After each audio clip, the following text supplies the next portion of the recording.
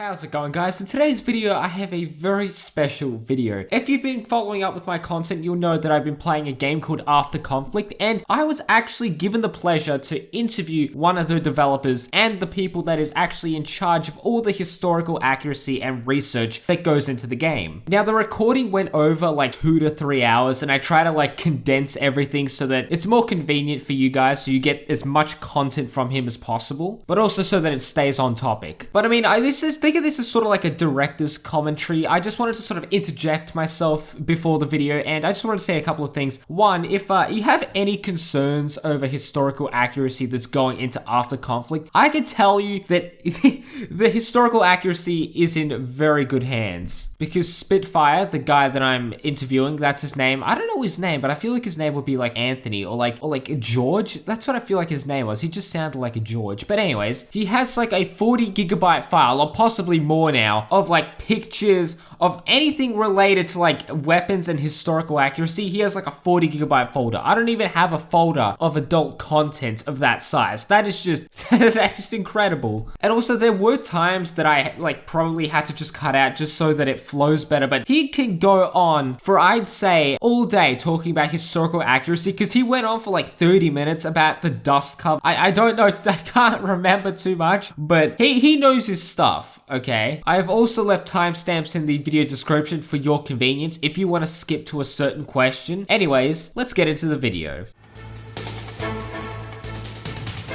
To begin with, like with the BM21 and what some people may have seen with a Hind F. I mean, I made a funny on Twitter because haha, Metal Gear Solid, but yeah, but things like that will be support options, especially any air options. You know, your MI8s, MI24s, A10s, etc., will be just as support options. Again, specifically for air stuff, because even in games with very large sandboxes that have plenty of room to work with, at full speed, jets largely just don't work in those kinds of games. It inevitably just turns into you having to constantly turn around, and it just doesn't feel authentic. So you either have that, or you have the cop-out of making jets a whole lot slower, like close to prop planes, which, you know, isn't really ideal. When it comes to proper simulation of air support, that kind of thing, flight simulators are pretty much the only sorts of games that you'll get that proper level of scale with. So, you know, air support that. But the BM21 that you saw, that will probably also be a support option, because, you know, all your Rainiers, like 5 of them sitting 15 kilometers away, just fling 40 missiles apiece at your target. And I mean, no doubt plenty of people have seen both things being hit by the BM21 and the BM21 firing, and it's both equally terrifying. But yeah, in terms of other vehicles though, like light vehicles, tanks, we eventually intend on making them usable. Yeah, interactable, usable, etc. Oh, I can't wait. I just want to drive a tank. Yeah, driving tanks and stuff. That we hope to eventually do that. We'll probably start with light vehicles and eventually scale up, because, you know, some form of like Trabant or something is probably a little bit easier to simulate than a full T-34. 34? What? No, T-64 MBT.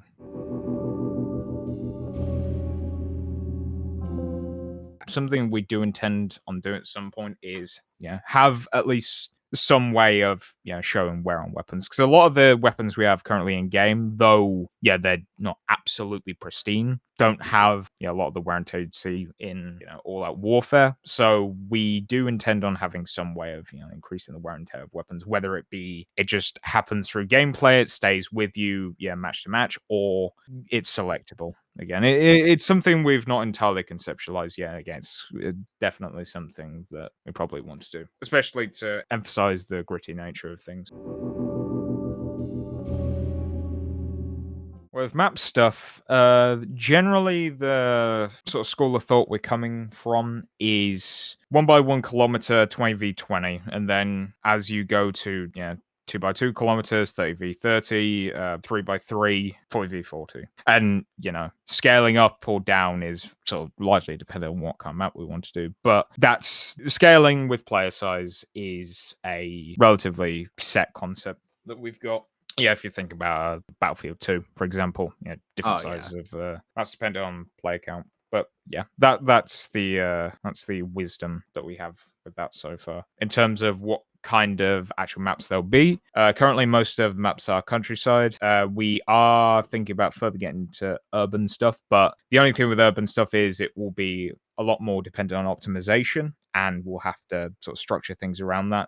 For things like GTA, they have millions upon millions upon millions to very cleverly optimize being in a city. But for us, we have to just sort of take it as it comes. But we do absolutely intend on having cityscapes in future, yes. Well, yeah, is pretty much the answer to that. We have our current cloud system, which no doubt you've seen, where you Oh, could it's have light, beautiful. heavy, overcast, etc. Yeah, and Yeah. that's all dynamic simulated, whatever, rather than just here's a skybox. Yeah, with that, we intend on having different kinds of weather, like rain, thunder, whatever. Again, different kinds of day, etc. I mean, we could even consider things like snow down the line, but it's also a matter of seeing if it works well. Because not everyone can make the snow look as good as Rockstar Red Dead Redemption 2. That's something we haven't played around with yet in terms of prototyping.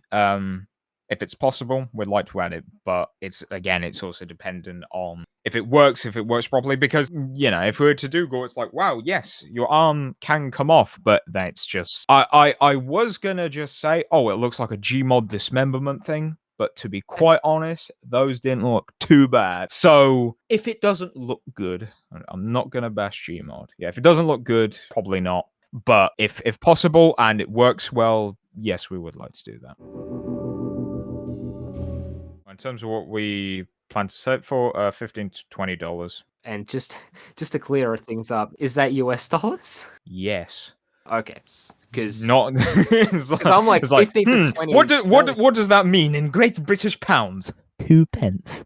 I needed to convert it. I'm like converting it to Australian dollars Yeah, in my head. I feel that. Yeah, it's about But 30. I think $30, which is decent, which is a good price for a game such as this. It's much effort that's been put into it. if we're being realistic, current year, it doesn't really matter how good your game is. If you're an indie game, just don't sell for full retail price, because look at it this way, especially with multiplayer games. What's better? You earn, $100 with 2 players, or you earn $100 with 10.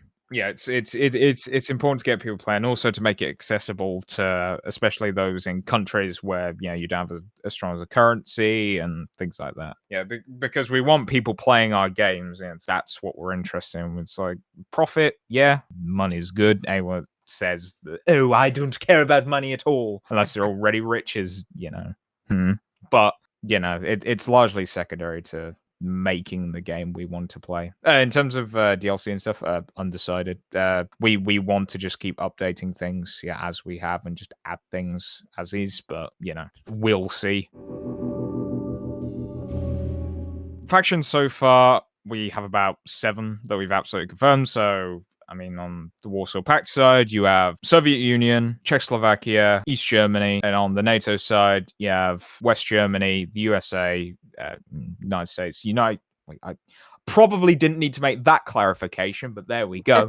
United Kingdom, and as an independent faction, we have Yugoslavia, which could ultimately go either way. You had some Yugoslavians that were more NATO biased, some that were more Pact biased. That's interesting. In terms of North Korea, actually, we totally haven't confirmed them yet. We did make the model of the Type 88 one, which is definitively the first truly accurate 3D model of the Type 88 one that has ever been created. And it took me several months of research to be able to get the photos, video, etc. required, properly recreating it with the model I work with. As part of our team. Yeah, it was quite difficult, because the only places that you actually find the Type 88, at least, as well, now, there are slightly more in the world now.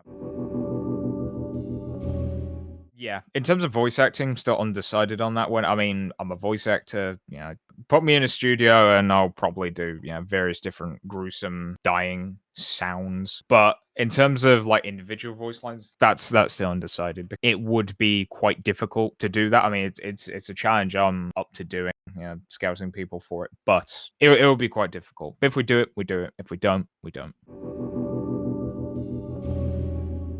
Well, generally speaking, we don't like to make comparisons between, our game and others because, a lot of people sort of fall into the trap, I guess, of saying, yeah, our game is this, but with this, or, and things like that. I think that pigeonholes a lot of like development or whatever, or when it releases, you get something that's unique, but it isn't exactly what you sort of says, like, oh, this with this, and oh, you didn't get these details, so it's bad. Sort of. Yeah, that kind of thing. So it's weird to do that. But I mean, in terms of similarities, I think a general gritty feeling is something we largely want to go for because it's a bit of a miserable setting. Yeah, exactly. World War III probably wouldn't be very fun. Well, I mean, if I can live long enough to see that is, if I haven't had a nuke dropped on my head. Which is very true. Red Storm Rising, Red Army, classical books, not the brightest of that's something we have. And general realism is something we're very much going for. Again, we're really going on realism, probably more inclined towards like hardcore realism, but still along the same path. Certain classical bayonet charges, that's something we absolutely want to do. Oh yeah, pretty wide weapon selection, grisly deaths, being unique settings wise is another thing. In general, making environments look good, like not so much map design, but like map assets and stuff. That's probably something that we're thinking about the most currently, and thinking about how to improve, along with character assets as well. Yeah, making good faces and uniforms, uniformy and stuff like that. So it really depends, but we're definitely doing things now to improve all of those things. Some people have criticized various different aspects, and we're taking said criticism and taking how to improve on it, because we're very open in terms of how we work with this stuff. If people think something doesn't look good, and you look at it and say, okay, I have a feeling I know what they mean. You just acknowledge that you're getting feedback, and you just act on it. Completely undecided on that currently, though. It's funny you mentioned this. This is actually something that I was researching last night, in fact. Things like the US Air Force, they had specific liveries for different locations. If the A-10, for example, had a lot of people just look at the A-10 now and say, oh, it's grey, which effectively after Desert Storm, some time after Desert Storm, this isn't something I researched in particular because, it's largely out of our time frame. But after Desert Storm, sometime after that, they changed most of the separate paint schemes into just a single unified grey paint scheme. Whereas beforehand, the A10 actually had a variety of paint schemes. One of the most notable being its woodland paint scheme that was for Europe. And there are a couple of small variations of that, but generally speaking, ultimately we work on things as we get to them, because everyone has a plan for something in these regards until something goes wrong. And when something goes wrong, as opposed to, okay, what we're going to do within the next month or couple of weeks becomes, okay, we had an entire plan for the next 2 years, which we now have to completely and utterly scrap and redraw because a specific thing went wrong, and it will result in targets being off or whatever. Hopefully in future, yes, but that also goes under the matter of we're using a custom engine, so it's not going to be anywhere near as easy as, your UE4, your Unity bots. Because with those things, though, obviously you need to do a bit of work to get them working properly. It's a lot easier with those engines than doing things custom, but we do intend on doing them. We intend on doing them well, because anyone as well can, even within a couple of days, take an engine, put bots in it that work, quote unquote, but don't really work. Magical conga line. Oh, yeah. Yada yada. I no doubt you've seen that in plenty of different games. Yeah, there are plenty of games that have the conga line bots, but and obviously like, well, yeah, there's bots, but then you are thankful, but then you wonder why they even bothered. So yes, we do intend on having bots, but we intend to make them decent rather than just having it as a thing that's there to put on a label that says, yes, we have bots, when they don't really work well. Probably, yeah. Well, I say probably, almost certainly, because there are definitely factors of our game that are, a lot more advanced than a lot of standard shooters. I mean, as described earlier, I am biased in favor of, realism, not only in terms of how things are presented on a gameplay scale, but, a proper representation of core equipment, weaponry, etc. into the game itself, because there are so many times in games, and I think this goes for all sorts of different media regarding anything historical. You see a film or a game or whatever, you see it gets something wrong, most people won't notice it, but you'll notice it.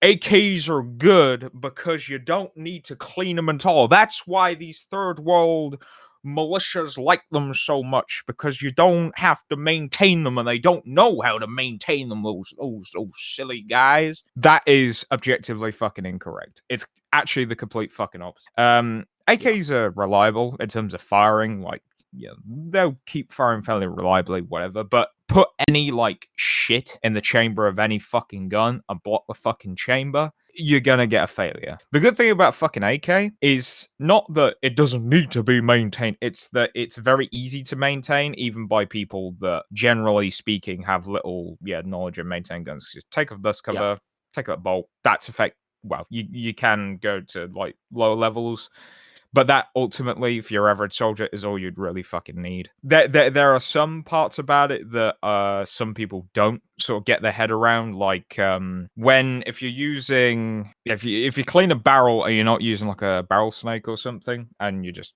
fucking ram in that barrel, there's an attachment that you should put on the muzzle to make sure it doesn't fuck up the rifling, but a lot of people just either don't use it or simply don't know about it and end up fucking the rifling with a cleaning rod. So yeah, that's one thing. But generally speaking, it's very easy to maintain an AK. You can do it very quickly, and also there's no parts to get missing. Nothing small, at least. Oh, no, I was going to say, I'm pretty sure a lot of Soviet stuff back then was made simple in terms of the way they were designed. A lot of people just don't understand. Like, oh, that ain't as good as my Glock 19. It's like, well, I mean, a TT probably isn't gonna have as many rounds go through as a Glock 19, because it's very much, I mean, TT was earlier, but it's not gonna have as many rounds through it before needing some kind of repair, but the way it was designed, it was very much a wartime pistol, and in the circumstances that it was made, it worked absolutely perfectly. Whereas on the other hand, the Makarov, it wasn't a peacetime pistol, but it's very, well, I mean, it sort of is. Largely, a lot of Makarovs just fucking sat in a holster. I mean, military ones at least. So, having a safety is obviously a big, important thing on Makarov, in addition to the fact that, it's post-war. But have you ever heard the complaint that when you switch your AK, whether it be AK or 74, off safety, there's a gap for dirt to get in, and people say, "Oh, you're gonna get a load of crap in that hole, and it's gonna jam the gun." Have you ever heard that complaint? I have never heard that complaint. No. Yeah, good, because some make the argument, say, "Oh, the AK doesn't have a dust cover, so it's bad. It'll get," which is completely counter to the other stereotypes. Weird. Very weird reasons. They say, "Oh, it's because it's got a hole, it's bad, and it'll jam." Which is complete bollocks, because contrary to what a lot of people understand or know, there was actually a dust cover designed for the AKM and RPK that actually covers that little opening when the gun is off safe. It's basically a little metal clip that, again, you just put on, you forget about it. And those were produced, manual, etc. There was one problem with it, though, which is why effectively nobody knows about it. In testing, it was found to be literally pointless. Reliability was exactly the same, whether it did or didn't have this dust cover. It didn't matter at all. Didn't affect reliability or anything. It still ran as well as it normally would. So they didn't keep producing. I mean, do you want a photo of it? I have a photo of it. Yeah, let's DM it. Secret documents. It's not really that secret. It's just, very sort of specific information that I suppose you have to be a certain kind of person to know.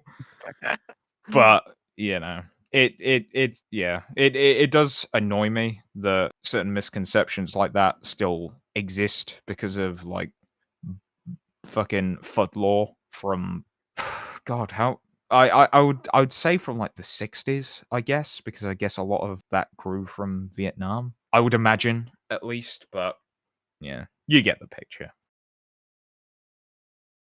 And one of the things that I've been doing is considering how to implement such a system, or what way it would work, what system it would effectively be. And there are different examples that could be taken from that. I mean, you have things like the insurgency system, which is just each different thing has different supply points. You have a certain amount of supply points. Allocate them. Then you have your, I guess, Counter-Strike, where you have currency before a round and you use it. Not exactly taking that much inspiration from Counter-Strike, but you get the picture. One of the ones that interest me the most, that I particularly like, is the system used by Angels Fall First. Have you ever played it? No, I have not. Never heard of it. Yeah, that's the problem. Angels Fall First. See it.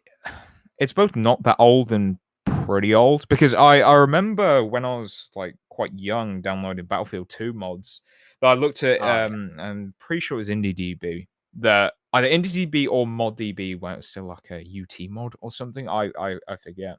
Effectively speaking, it's sort of a Battlefront. Yeah, if Battlefront 3 was a thing, but it wasn't Star Wars, that's sort of what Angels Fall First. Anyways, this concludes today's video. I hope you guys did enjoy it and actually learnt a lot. I know that whenever I do an After Conflict video, that the After Conflict YouTube channel is usually in my comments section actively answering comments. So if you have any more questions, I can just assume that you can ask those questions in the comments. He'll answer them, or I can pass on the questions on behalf of you, basically. But anyways, my name is Tantu, and I will catch you guys in the next video. Peace.